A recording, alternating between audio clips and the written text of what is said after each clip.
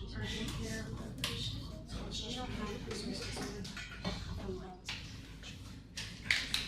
right. Okay, so today we're going to continue Module 3, which is about instruction-set architecture. We're still using the same references. We have the Computer Organizational Design Chapter 2 and some of the slides from Ron DeMora, of course myself. The main objective of this module is learning how to assemble or pretty much compile a high-level programming language to MIPS. And for that, we want to know the instructions and architecture that we have for MIPS. We talked about register files, some of the characteristics of registers, and we got familiar with the different types of instructions we have in MIPS, ISA, which is instruction-set architecture. We talked about the concept of basic instructions and pseudo instructions. We mentioned that basic instructions actually have real estate in chip. They have some space in chip designed for them. We have hardware implemented for those basic instructions. For pseudo instructions, we might use one or more basic instructions.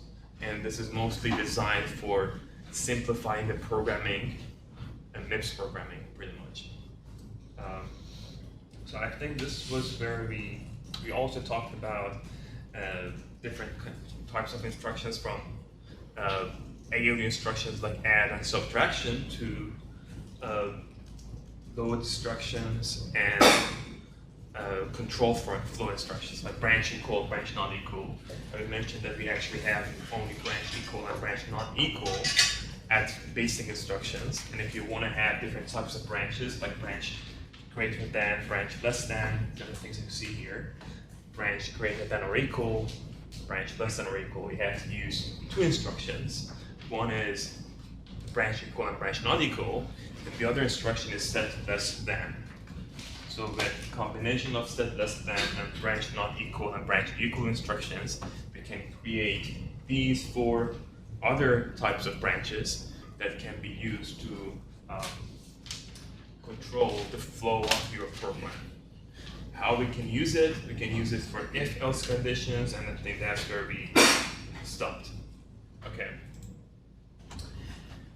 Any questions before I start this session? Good. So we have this program. This is a C language program. It's a very simple one.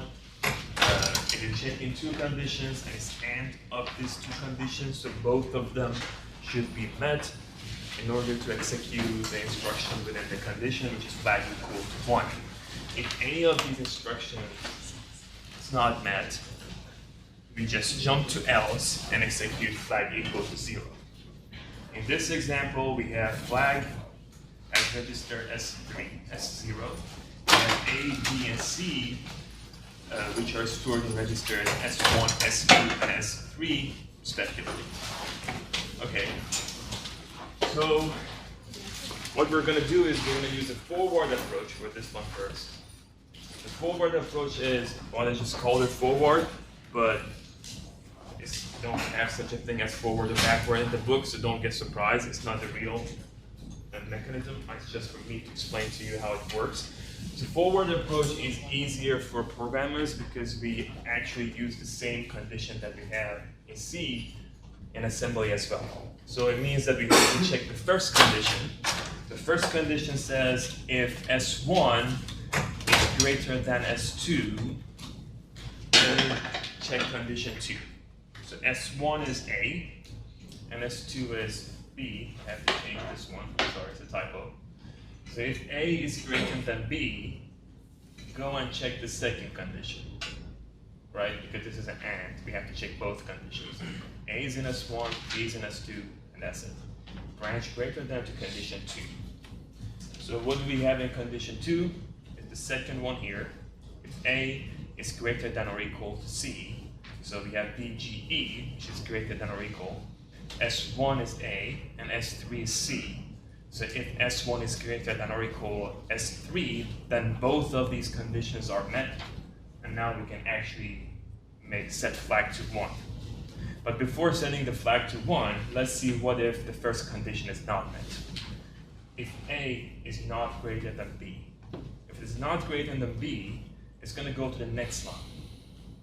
This is how a branch works.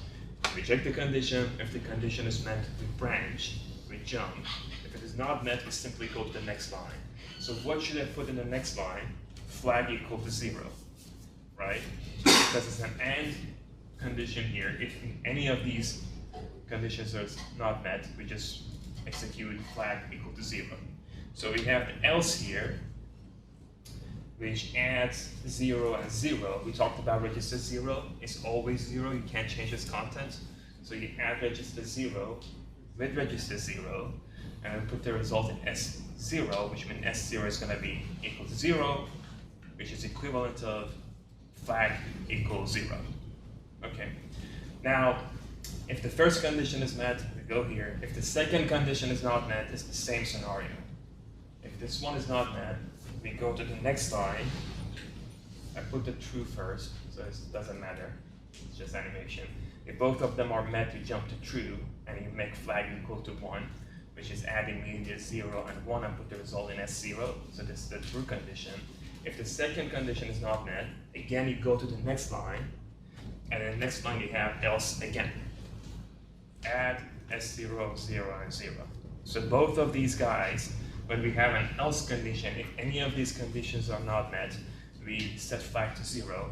If both of them are met, we jump to true and set S0 equal to 1. Does that make sense? So now this is the forward approach. Any questions? So the code is not complete though, right? What is the problem with this code? We have branch from. Version of what is it? We have a branch from the second line. Otherwise, the execution will be on condition. So we kind of have to put something here, because if we don't jump out of it, it simply goes and execute the next instruction too, right? This is the jump thing that we talked about last time. So we need to add the jump done here, because when it's done here, we don't want to go ahead and execute the next instruction and jump to here. We skip the true condition. The same story here. We need another jump here as well. Because if you don't put the jump here, if this condition is not met, let's say this is the case, it sets S0 to 0, but for assembly, it just goes to the next instruction. It's not smart enough to bypass this true label. Then it's going to sets S0 to 0 first, and then change S0 content to 1, which is the wrong thing. Okay, so we need two jumps here. Jump done, jump done. So, is there any way that I can remove one instruction here without changing the functionality? This program, functionality is there, it's working. Can I just make a very small change and save one instruction? You could use jump else and remove one of the else blocks. Where do I use jump else? Second and third line. It doesn't really matter. Like I can either put jump else here or here. Like if I jump to else, these are exactly the same instructions, and they do the same exact thing. So we don't need to have two instructions here. So you can replace this with a jump else, or this one with a jump else. It doesn't matter. Either these two instructions can be replaced with jump else, or this one here. This way, you don't have to have this add S0 equal to 0, 0. Does that make sense? So this is the forward way of doing it, in which we check the same condition that we have in C. A greater than B, we have VGT. A greater than or equal to C, we have VGE here, same conditions. Okay, so now let's try the backward approach. The backward approach is when we use the opposite conditions instead of using the actual condition that we use in high-level language. So The way it works, we have the same first instruction. The first condition is A greater than B. The opposite condition is going to be if B is greater than or equal A. Right? So if B is greater than or equal, if B is greater than or equal A, which means BGE S2 S1, then you jump to else because you're checking the opposite condition. Instead of jumping to the next condition, you just jump to else right there because the first condition is not met. When the opposite condition is met, the actual condition is not met, we jump to else. BGE S2 S1 else. If the first condition, which is this BGE, is not met, what it really means is that A is greater than B. So now we need to check the second condition. When it goes to simply go to the next line, I just put the else here first. It doesn't matter. In else you set 5 to 0. But now we go to the second condition. In the second condition, again, we check the opposite one. So A is greater than or equal to C. We check if A is less than C. If A is less than C, we jump to else. And the instruction for that is BLT S1 and S3. S1 is A, S3 is C.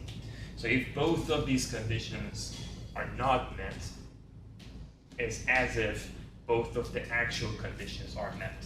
So that's when we want to set the flag to 1.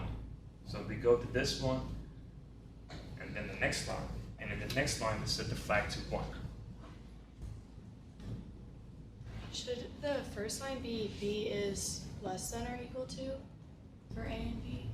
You can use that too, but you have to change the position of S2 and S1. Oh, I got it. So you can say BLE. That's a good question, actually. You could use BLEAB, which is pretty much the same thing, but you just need to make sure that you change the register's position. It says S2 is greater than or equal S1, or you could use BLE S1 S2. Does that make sense? It's the same instruction. And then we need to jump. Yeah, because if you don't jump, we need to execute the else as well. Okay, so how many static instruction counts? How many static instructions do I have here? What is the static instruction count? That's the right question. I struggled a little bit. 5. So what is the static instruction count? The other one. Yeah, and if you optimize it, it's going to be 1, 2, 3, 4, 5, and 6. Right? 7 or 6. But the fun part is here. Let's see, you can't really say what is the dynamic instruction count here because it really depends on your workload. We don't know the values of A, B, and C, actual values of A, B, and C. And depending on that, the dynamic instruction count can change. But let's say there's a situation that we want to take both of them. We want to set the flag to 1. It means that both conditions are met. So in this case, so we check the first condition is met, dynamic instruction count 1. Then we go to condition 2, we check this one as well, and the condition is met, 2 instructions. And then we jump to true, third instruction. Like the dynamic instruction count, if both of the conditions are met, is 3. Now let's go to the next slide. Here we check the first one, the condition is met, is not met. Then we go to the next one, the condition is not met. Then we set flag to 1, and then we jump to done. So dynamic instruction count, when both of the instructions are met, is 4. The other one was 3, right? But this is only if the conditions are met. If you check when the conditions are not met, this is more optimized. This code is more optimized. So when we talk about optimization, as programmers, we have this mindset that the shorter it's better, like we have like 5 lines better than 1,000 lines.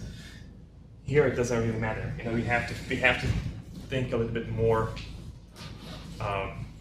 in terms of how many actual instructions at the assembly level we execute, not how many instructions do we have in our code. Like, we care less about how our code looks like than how it's actually being executed. Okay? So in some cases, there are, for example, we have a concept that we'll talk about later. It's called branch prediction. So branch prediction is a method that predicts how many of these jumps we want to make. So for example, before actually executing this code, you somehow predict whether the condition is going to be met or no. And based on your prediction, you take the jump or you don't take the jump. This is one easy way to optimize your code, how many instructions you execute. So when you go to that level of the optimization, these things actually matter, right? But this is a condition, it's not a big deal. If it was a loop, it was significantly more important. Because in loops, we can execute that thousands of times. So if you save one instruction, you can save 1,000 instructions at the end. So now let's see a loop. Before going there, if maybe in quiz or exam, I ask you to do the conversion, I give you a C code and I ask for equivalent MIPS code. You have to pay attention if I'm specifically saying that just use basic instructions or you're allowed to use student instructions. So if I don't say anything, you can use any instructions. It doesn't matter. But if I specifically say only use basic MIPS instructions, then you have to convert the pseudo instructions to basic instructions. And how you do it is pretty simple because an open book, exams are going to be open book always, quizzes and everything. You just need to know where you should go back and find this conversion. This one here. So you just go ahead with using branch less than equal, branch greater than, it doesn't matter. Then simply replace that branch BGE with these two instructions. You just need to know where it is in this slides. Does that make sense? So now, go ahead. If we're trying to calculate the static instruction count, but we're allowed to use pseudo instructions, is like BGE 2 instructions or just one? It's actually 2 instructions. Okay. Yeah. So if I'm not going to ask a question like that. So Okay. I don't want to trick you. So I'm not going to ask you to use pseudo instruction and then ask for static instruction count. But for you to know, forget about the exam, when you use a pseudo instruction, it's actually multiple basic instructions, right? So, and it's not always the case. So move, for example, is a pseudo instruction, but its equivalent is one instruction. So it's not always, you need to have multiple basic instructions for each pseudo instructions. But I'm not going to ask a question like that.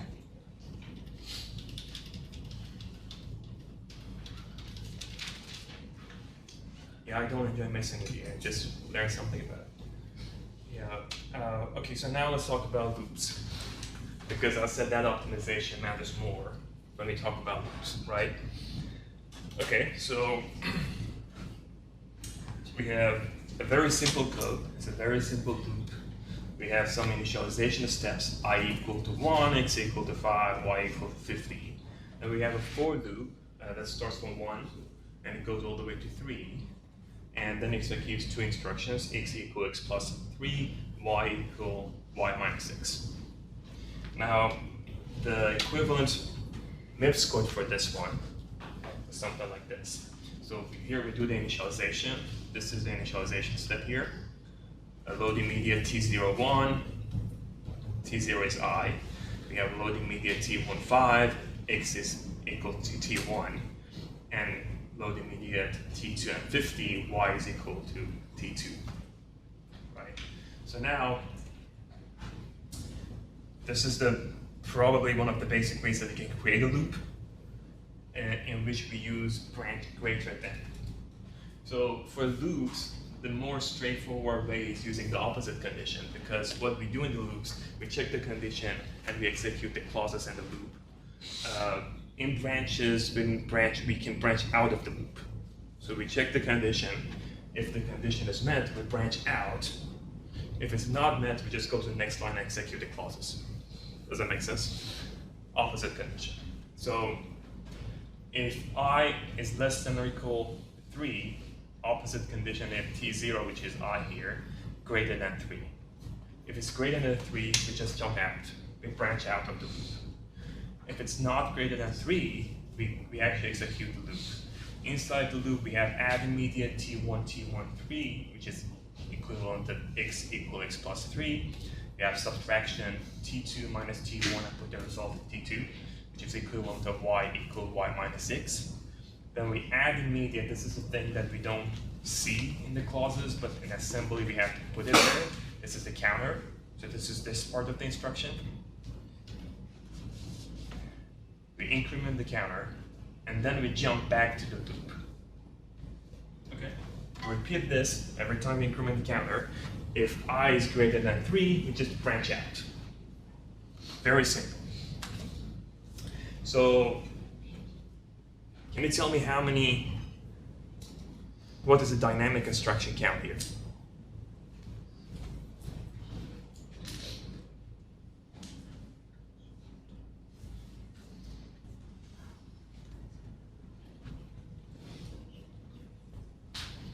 Raise your hand if you know the answer. I heard something here. 16. 16. Yeah. And how does that work? Why 16? Initialize takes 3, and the loop will execute 3 times, and then each time it takes 4 instructions, and the last time it will judge the loop BGT. It will judge that, so you should plus 1. 16. Yeah. So that's the right answer.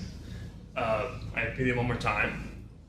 We have 5 instructions in the loop, and we repeat this loop 3 times. So 3 times 5 equals to 15. Then the last time, we check the condition and we jump to end. So this condition is executed as well. It means 15 plus 1 is equal to 16. Okay, the dynamic instruction count here is equal to 16. Okay, is there any other ways to have the same loop and hopefully save some dynamic instructions? Any suggestions? I mean, if you know for a fact that you want to do that at a certain amount of times, you could do essentially a do while loop, with the branching at the end where the jump is, right? And just jump up to the top again. That's correct. And I mean, it always works. You don't need to know anything about it. It always works. So if you know how many iterations you're gonna have, in the beginning I thought you want to talk about loop unrolling. We're gonna cover that later too, because for that you need to know how many times we actually execute the loop. But to use a while, if we change a for loop to a while loop and put the condition at the end, then we can always do that, and that saves some instructions. So let's see how it works. This is the optimized approach. So we have the initialization phase, but then right here we start with the instructions. We add immediate T1, T1, 3, we go to the subtraction, we add the loop, we check the condition at the very end, but this one, we actually check the exact condition, not the opposite one.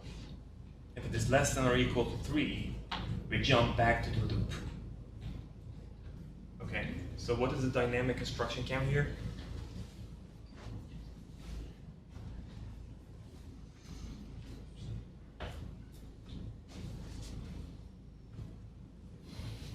Uh, 12. It's 12. Why 12? You run through the loop 3 times, and it's 4 instructions for the loop. That's it. So you don't have that very last check either. So not only you save 1 instruction in the loop, you're not having that extra check that you have to do here, because you jump back to loop anyways, and then you have to branch out. You don't have to branch out here, so it's like 12 instructions. Dynamic instruction is 12. What is the improvement? The percentage of improvement in terms of dynamic instructions? So we have 16, now we have 12. How much we improved the code? It's 25%. 16 minus 12 divided by 16, 4 divided by 16 is 25%. Okay, You have 25% improvement with a simple change. A good compiler is supposed to do this stuff. So our work should be a little bit more complicated than this, because compilers know how to do this type of optimization. But as hardware engineers, you have to deal with how can I replace, like how can I improve a multiplier, for example. Compilers these days are good at doing this stuff. Okay. So this is the optimized approach for the loop. Any questions? Go ahead. We do not consider load immediate while counting dynamic instructions. You should, but I was just asking about the loop. Yeah. Like theoretically, you should include that too. The question was, do we include load immediate and dynamic instruction? Yes, we do. So like I was specifically asking about loop.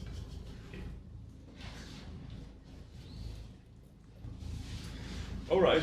So with that information about the control flow instructions, which were branches, now let's talk about the data transfer instructions. We did talk about data transfer, but we limited it to load immediate, move, this type of things. We never actually work with the memory, so those instructions are either using a value that is already stored in the instruction. So we have load immediate.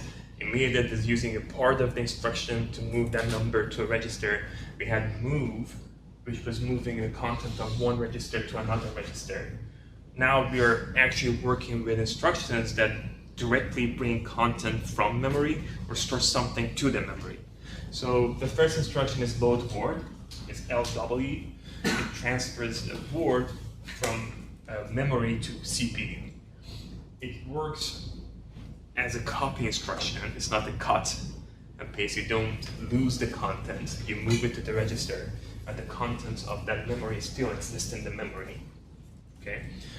Store word is the opposite instruction. We move the value from a register in the CPU to the memory. Okay. And because we're working with the word of information, we're working with 32 bits. In MIPS, one word has 32 bits. So load word goes to a specific address in the memory and brings 32 bits information to the register. Okay. This is how we have the instruction, load word T0. This is the bias that we have here, and this is the offset value. So we use a register and a bias, and then we go to a specific address. Simple way of calculating the destination address is adding the content of this register with the bias. So S3 plus 4 is the address that they want to go to. Okay, and then they bring one word of information, 4 bytes, 32 bits, and store it to register T0. For store word, that's the only instruction that's one of the only instructions that go from right to left, not from left to right, not from right to left. So this way we store whatever is in T0 to this address. Address calculation is exactly the same way. You have a base register, the value in the register is the base address, and then you add it with the bias value here, and you calculate the destination address. Okay, so let's see how it works. So load word instruction. We have, let's assume that we have 1001000 stored in register S3, and then we have 8 here.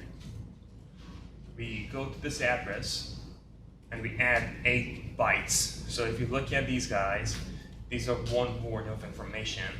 This is 4 bytes, and again 4 bytes here. So the reason I had bytes here, and this is an important thing to remember, MIPS is a byte addressable memory. So I can access each byte separately. I don't need to access each word. Okay? Because of that, this address, this offset that I have here, can be 7, 3, 2, it doesn't have to be 4, 8, it can be any numbers. And if I just had, let's say, 1 here, what would happen was I would go to the address S3, and then go to the next byte, and then from here, I move 4 bytes of information to T1, which would be this cell, this cell, this cell, and this cell.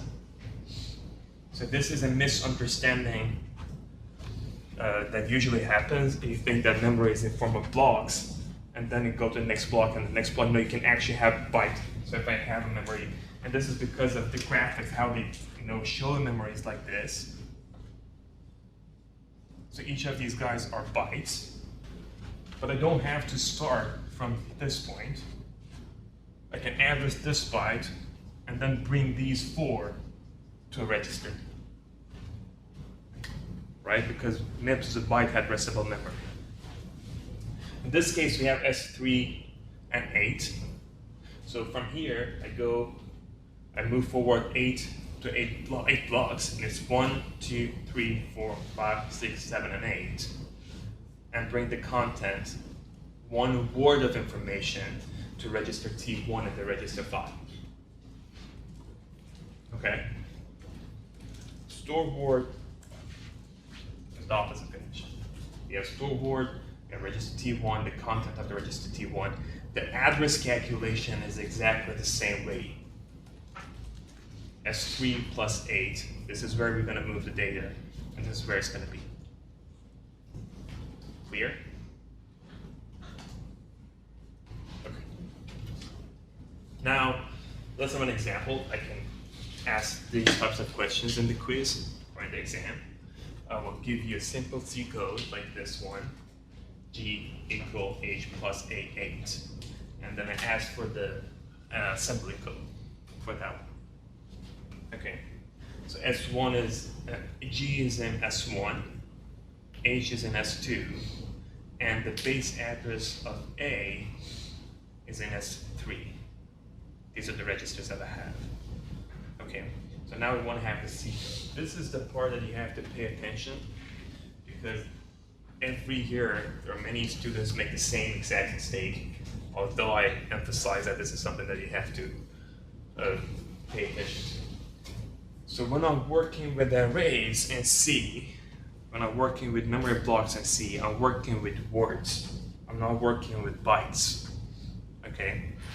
So because you're working with words, when I have something like A8, what I mean is we have a base address of A, and then go forward 8 words from there.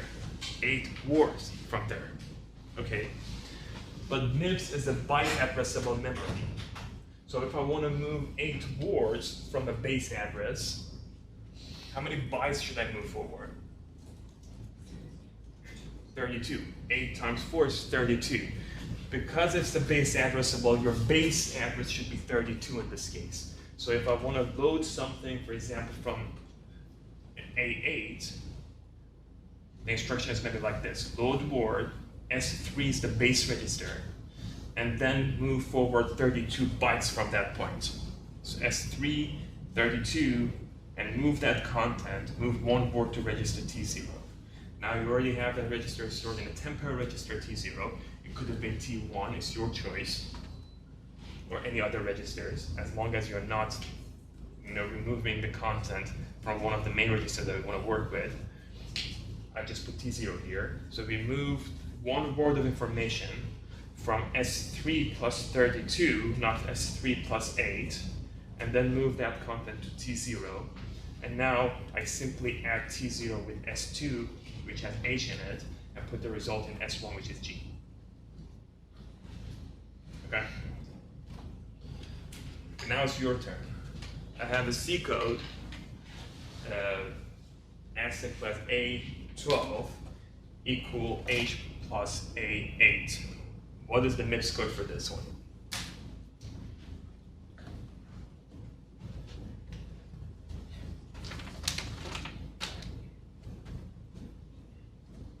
What should be the first instruction?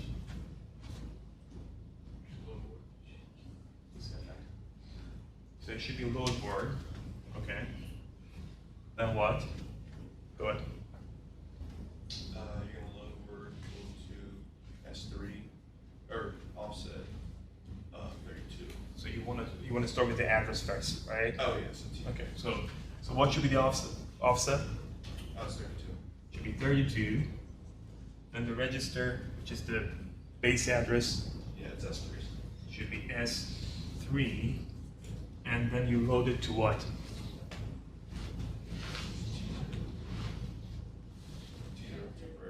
T0, it's a temporary register T0. That's right. So now in T0, I have the content A8. What's the next instruction? It's an add instruction. And add what? I want to add S2 T0. And where do you want to store it? Again in TZ. Again in? TZ. It can be T0 and any other registers. But we can use T0 because we are not using this content anywhere else. So if you just use T0, you're saving one register. But if you have extra register, just put it in T1, T2, it doesn't matter. Then you can use 2 registers. What's the last instruction? Store word. So what should be here? We start from the register. T0 and T0 and 48 8 S3. S3. Okay, 48 because 12 times 8 is 48. Does that make sense? Okay, these are the instructions. All right. So now let's talk about byte addressable and load store instructions. We had word addressable instructions, like load word and store word, and now we want to talk about byte addressable instructions. We have an instruction called load byte, which is RT offset RS, and this can be any register. And we have store byte, RT offset RS. It's very similar to load word, but it just brings 1 byte of information. So how does it work? We have a load byte instruction like this, and in this case it says S3 and 9. So from S3, which is the base address here, for example, let's say S3 is this base address, we move 9 cells, 9 bytes, and we go to this point, and we just bring 1 byte of information to the register. Does any of you know what happens to the rest of the bits here? When I bring 1 byte to the register, what happens to the other bits? Will it be 0 padded? It do what? Will it be 0 padded? It would be 0 padded, but not always. There's Leftover like garbage in there from a previous contents? no. Zero padded was closer. Did the information get like left shifted or something? No. Does the first bit get carried over? The first bit. So what do you mean by the first bit? Like if it's 1 0 0 0 0 0, Okay. then you just carry the 1 out. That's right. So the most significant bit, if you have 8 bits, the most significant bit is going to be extended. This is called sign extension. So if you have a sign value, that most significant bit is going to be your sign. There's a possibility that you bring a negative number from the memory. And if you bring a negative number from memory, your most significant bit is going to be a 1. So it was right. We're going to have zeros only if the number is positive. But you're more accurate. We just check the last bit and we sign extend it. This is called sign extension.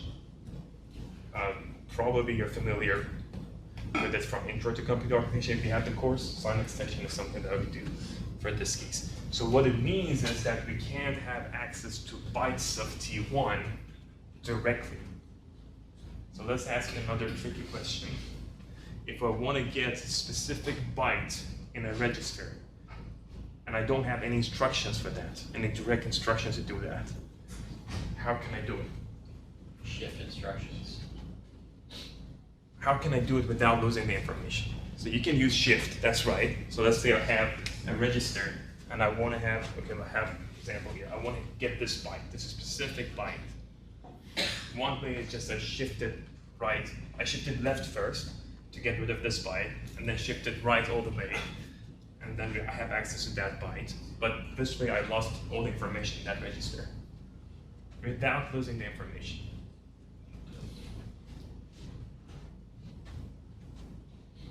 You use the OR function. Yeah.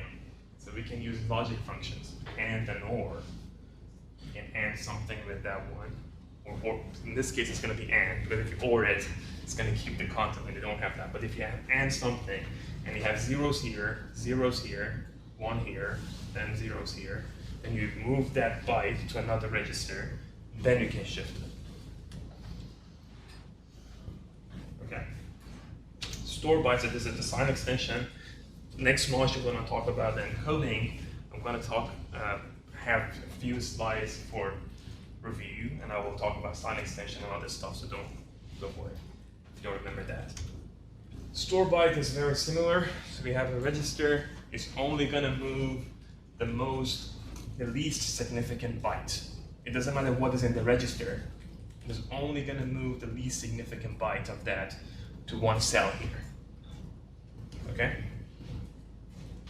So load byte and the store byte instructions are very useful when you're working with the strings, when you're working with ASCII values.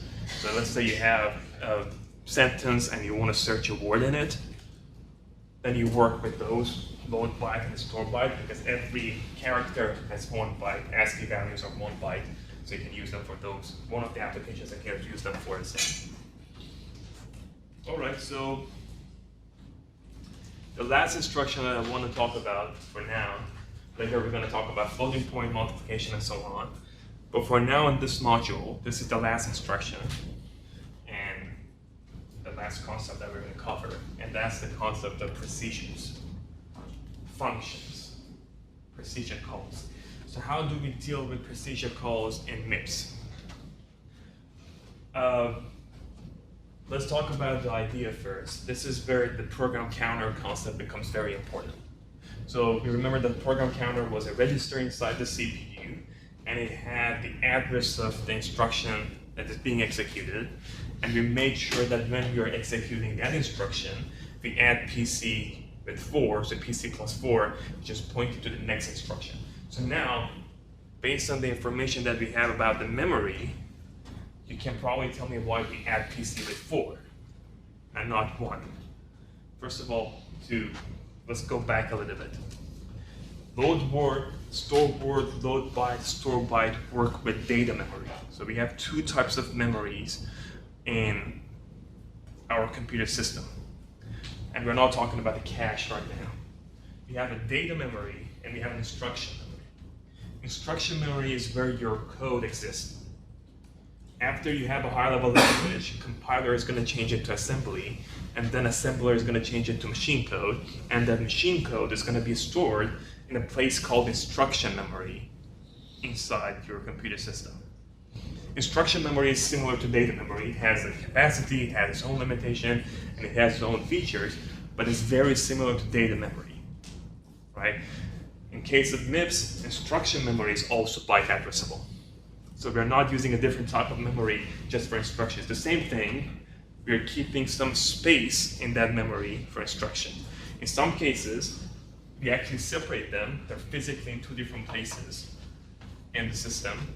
That actually MIPS has something that MIPS does, and later I'm going to explain why it is useful.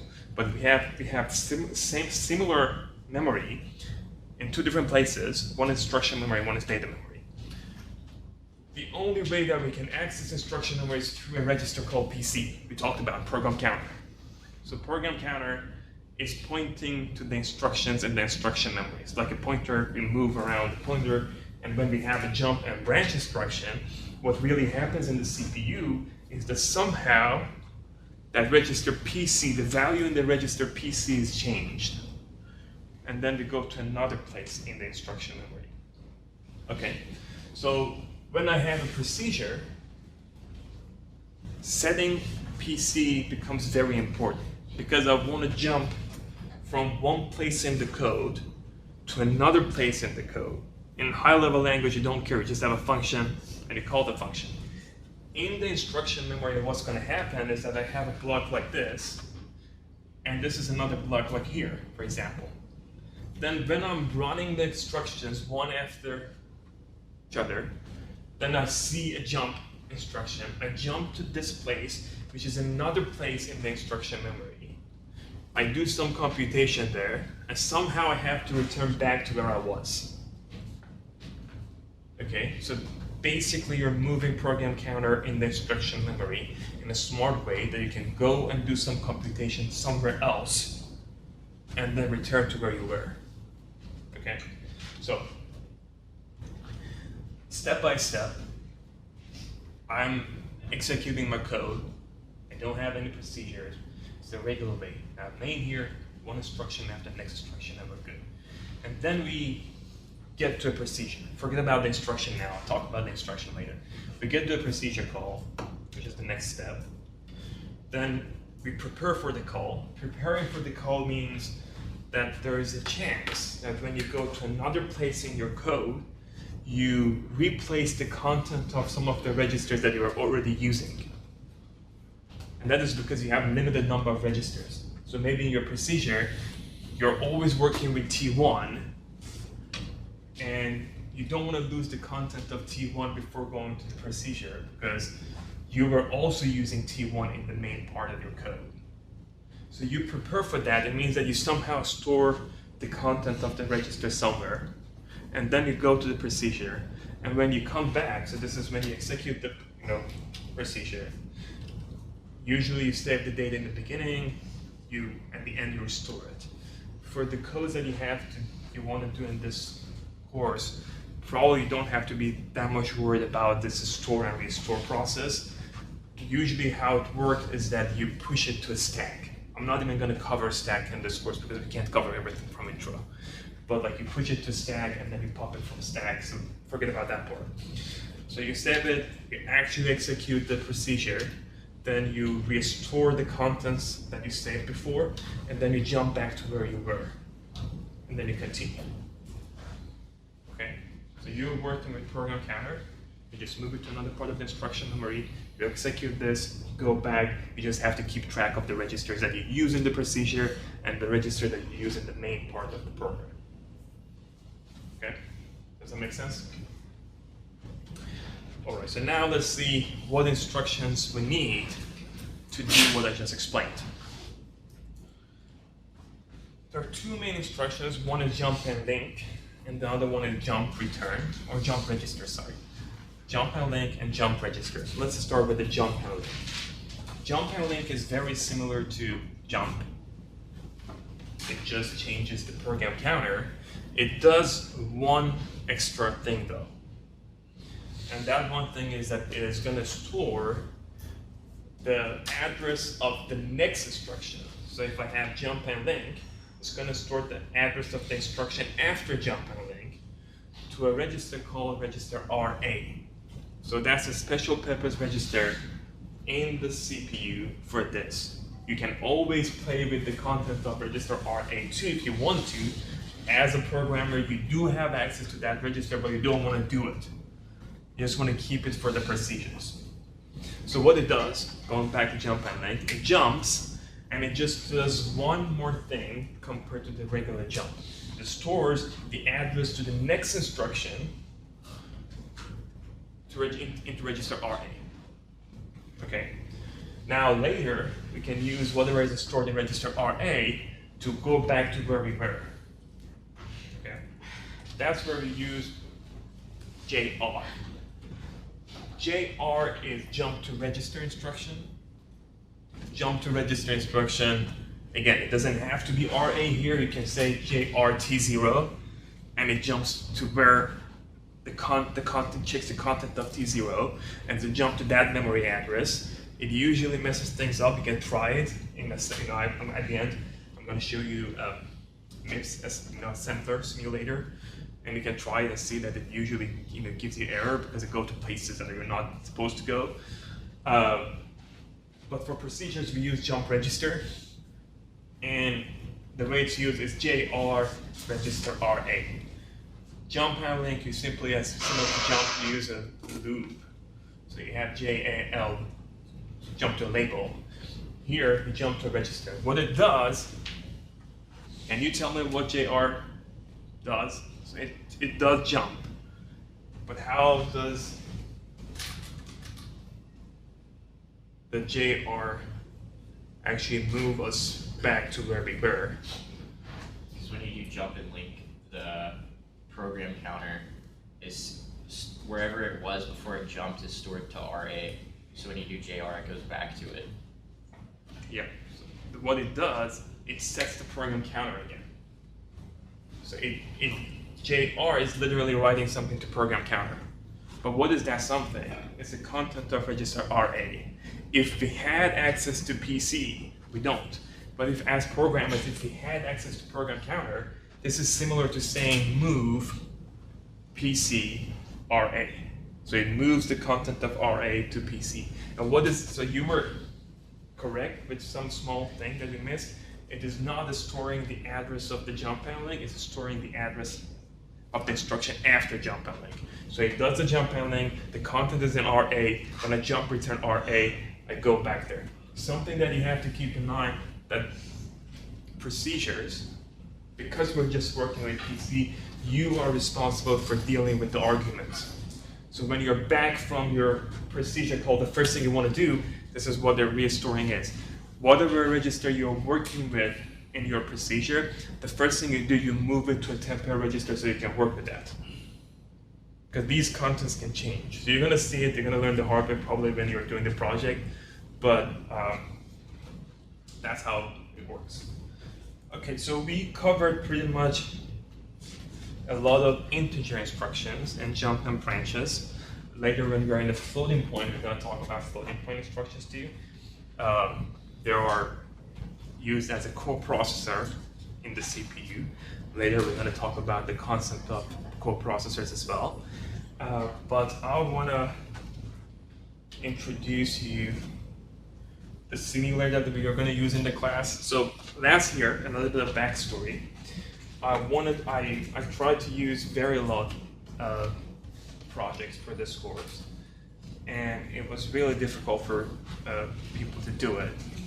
So what I'm gonna do this semester is I asked the teaching assistant and one of my research assistants in the lab to create short videos of how you can use system Verilog, how you can use model sim and everything.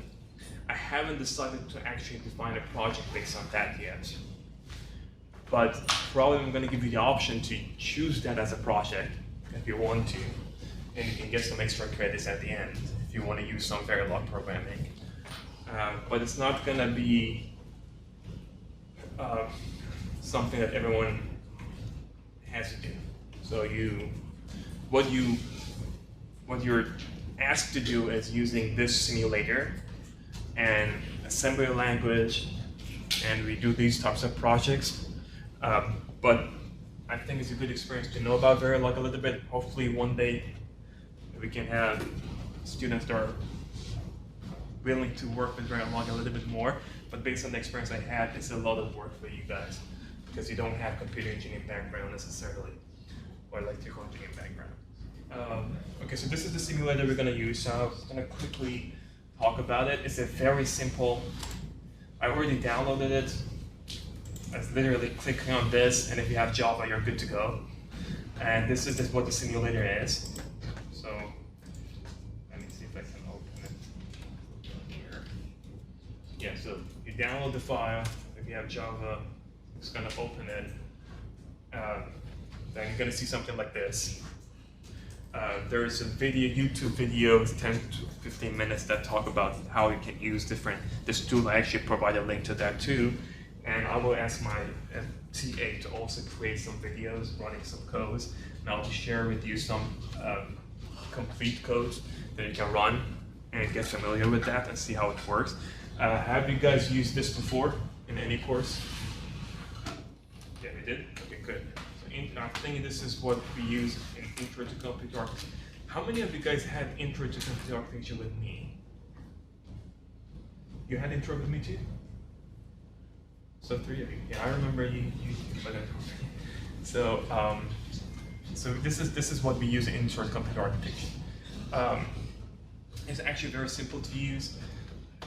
In Intro to Computer Architecture, we didn't really use many features of that. So this is how we create a program, and we can literally say, for example, load immediate, and it explains what it is. loading media, register T0 and 1, for example, and then you save it, and you can run it from here. So I can show it to you later. I don't want to do it now, but maybe why not? You have a little bit of time. So I just save it as whatever. I can't save there, obviously. Save. Okay, then I can assemble it. I don't have any errors, so you actually assembled my code. And this is what you see here, basic instructions. So when I kept talking about basic instructions, when you have like branches, you can see that it's converted to multiple instructions. So when you come here, you actually see how many instructions you're running. This is basic instructions. The fun thing about it, not the fun thing, but the cool thing about it is that you can actually see what the code is. This is something that you're going to learn too in the encoding, that this is the machine code for this instruction. But when we move forward with the course, you can see okay, where this machine code is coming from. This address is the address to the instruction. What memory am I using here? It's instruction memory. So this is literally address to that, instruction in the instruction memory. And this is the data memory. We have instruction memory here, we have data memory here. I think I can change it to decimal from here, from hexadecimal to decimal. So I assembled it, it was assembled successfully. If I run it, it's going to execute the code. Now on the right side, I'm seeing the register file. So what I did was move 1 to T0. Now let's see what T0 is. T0 is 1. So you can see the content of the register here. But we can do cool things with it. For example, we have a tool that is extraction statistics. So if you create a code and it tells you your dynamic instruction count here, how many ALE instructions you're using, how many branch, how many memory instructions you're using. So for example, I ask you to design a program. Your first project, can tell you from now what it is doing a vector multiplication, dot product. So I'm going to ask you to do a dot product. It's very similar to, so because I do research on machine learning, I try to design the questions, project somehow in a way that's related to machine learning. So dot product is something that we use in machine learning a lot. So you can have a project on using your own multiplier. That's the first project. So you have your own multiplier.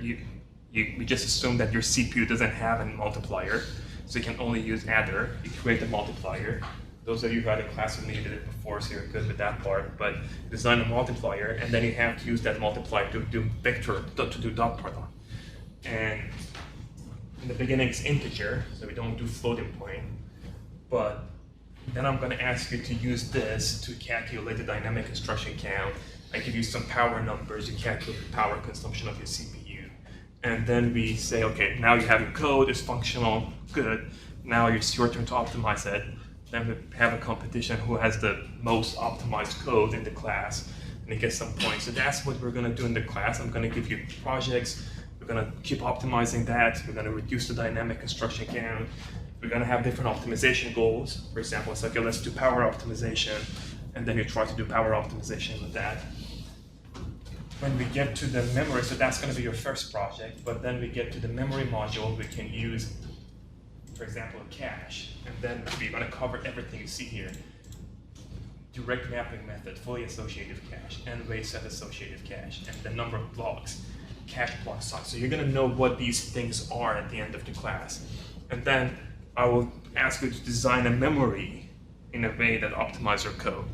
So then you know, okay, I need this much data, how can I optimize my memory by this? Or maybe you can do some analysis of playing with these different blocks and see what is going to be your performance at the end, performance of program.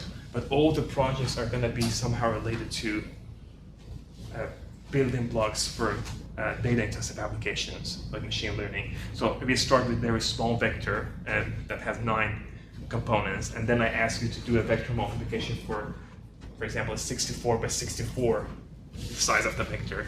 And now you're going to have memory overheads. You're going to feel the need for alternative computer architectures to deal with the data-intensive applications. So when you make the data bigger, you can see now I have too much memory instructions, how can I optimize the memory and so on. So these are the things that we're going to do with this tool.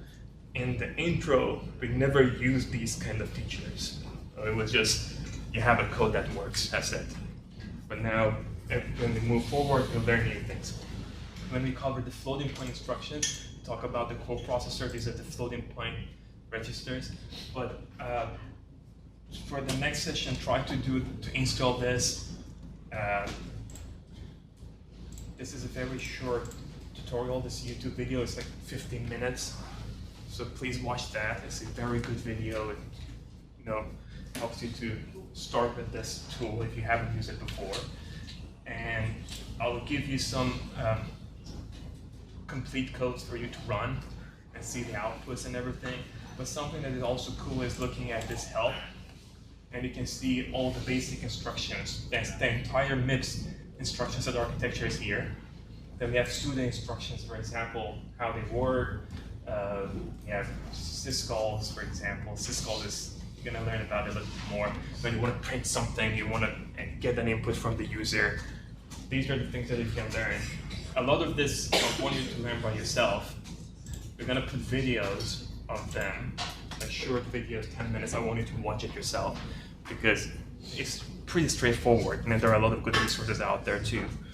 But I want you to start using it to get familiar with the tool, and probably as soon as next week or the week after that, we're going to have the first project defined. And I already told you what it is. It's going to be a vector multiplication. We will give you the data. You just have to do the dot product. You have to do the dot product yourself. But yeah, the link is already in the slides. Something else I want to mention is that before every class, I update the slides. So if you downloaded the slides for module 3 last session, I replaced that with new ones, right? Because you guys give me feedback, before the class I think it's cool to add this too, and then the module is changed. I provide the entire module for you to have an idea about what I'm going to cover in the class, but the details are going to change every session, unless I'm already done with that module. So module 3 is done, I'm not going to go back and change anything. So now you're safe. But yeah, that's it. Any questions?